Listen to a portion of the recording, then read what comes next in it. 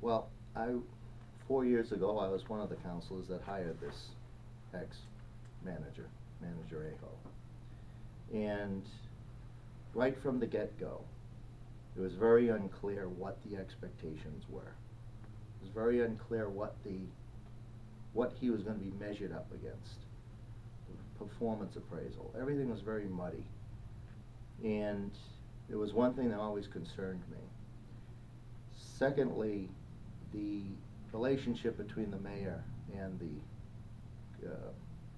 city manager. Especially in Lewiston and Auburn, you've seen it in the Lewiston side of the river. We've had exceptionally strong managers who've taken charge of the city. They're full-time, they're there all the time. The council, the mayor, they're part-time. They're there to go through the motion. Right? I think one thing that disturbed me was the power grab, that he was going to control everything and set the agenda, decide what is going to be talked about and so forth. And that's not the city manager's position, and that's why I ran 2 years ago as mayor, because I saw this happening and I disagreed with it very much, and I knew there was going to be problems. It sure did not improve any with Mayor Gleason. And so now we have 4 years of this. In terms of the person, Glenn is talented, he's smart, he's intelligent, he understands the numbers and so forth. I'm wondering if there was a format that he understood what he was going to be working in a probationary period, in order to set goals, achieve those goals, and be assessed for that. And I don't think he's been that. And I think that was a negative on the council's part, and I think that he kind of fell into that. If he can work in a structure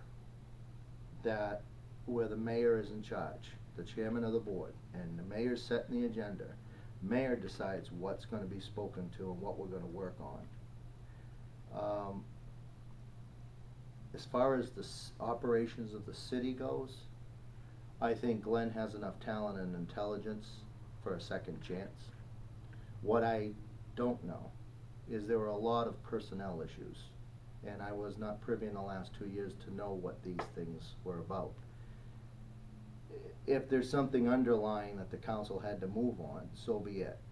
But if, getting elected, we get there and we take a second look, and there wasn't anything as far as personnel issues goes, well then, you have to look at what can this person do, and does he deserve a second chance under a more stricter guideline, very clearer objectives of what he's supposed to do as a city manager.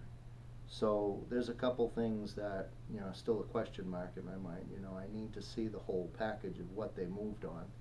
I know, a couple of years ago, I started this by lodging a formal complaint with the Attorney General about some of the actions that he took regarding the control of the agenda in the city council and city hall.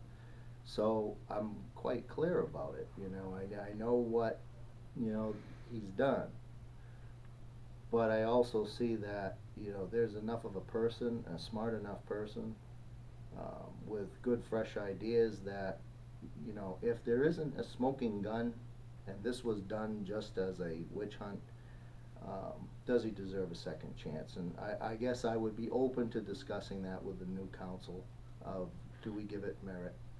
Do we give it a second look? And I guess we need to know all the facts before coming to that conclusion. So.